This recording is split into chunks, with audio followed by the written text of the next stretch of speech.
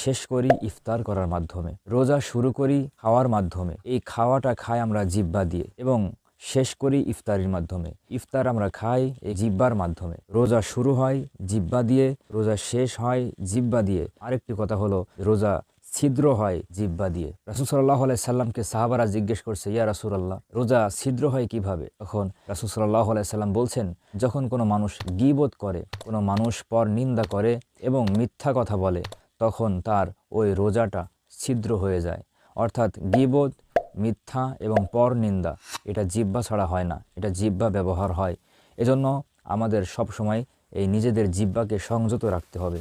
আমরা রমজান মাসে 3টা আমল বেশি বেশি করতে পারবো। এই 3টা আমলের ভিতরে 1 নাম্বার হলো বেশি বেশি তাসবিহ পাঠ করব। তাসবির ভিতরে সবথেকে উত্তম তাসবিহ হলো 4টা। হাদিসের ভিতরে আসছে, আহাব্বুল কালামি ইলাল্লাহি আরবাআ, আল্লাহ তাআলার কাছে পছন্দনীয় কালাম, পছন্দনীয়